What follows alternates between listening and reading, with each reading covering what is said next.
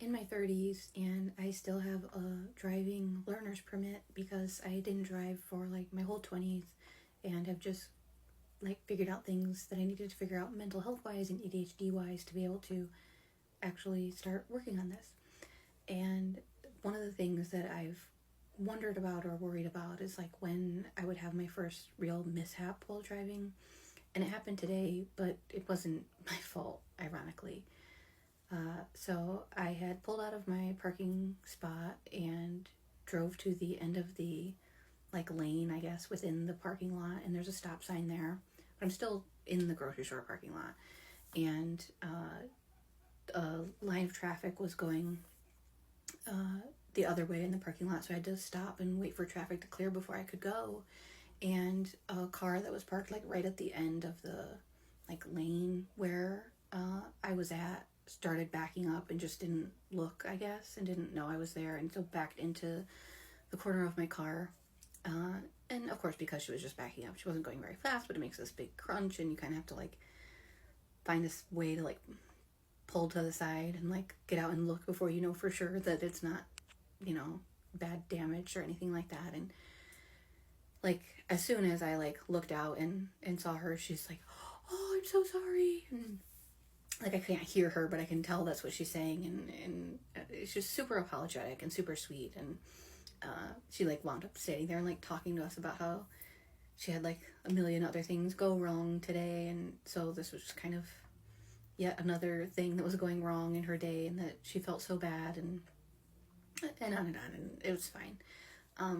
And it was a weird experience, but like in a weird way, I'm almost like kind of glad that like the first time that like I get into like tiny crash, it wasn't my fault at all. Like I was just stopped at a stop sign. I couldn't really go anywhere. And it got me thinking about how difficult self-compassion is. Often in therapy, my therapist will have me kind of step into somebody else's shoes when I'm struggling to empathize with myself. Like, what would you say if this was happening to a friend or your sister or something like that? And that's like a great tool to kind of like help you highlight, your lack of patience with yourself or self-compassion or your perfectionism or other things that, we do to ourselves that we don't do to other people.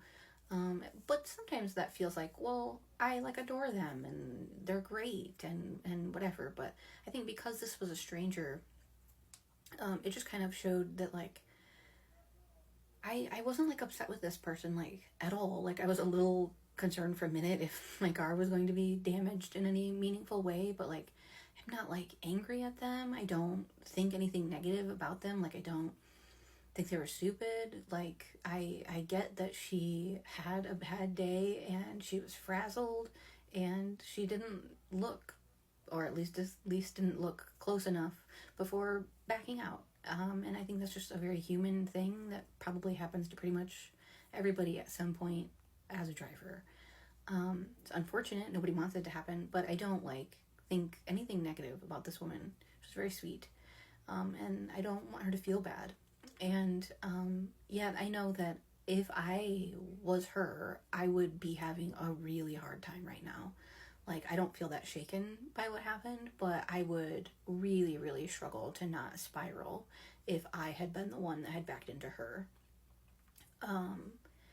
And I think that just highlights difficulties with self-compassion. If you would have very little issue just not thinking twice about not judging or being upset with a stranger, but you can't tolerate that in yourself. So I don't know, I guess I hadn't fully realized that it's not even just about treating yourself like you would treat somebody you love, but just maybe sometimes we need to try to treat ourselves like literally any other human being who is human.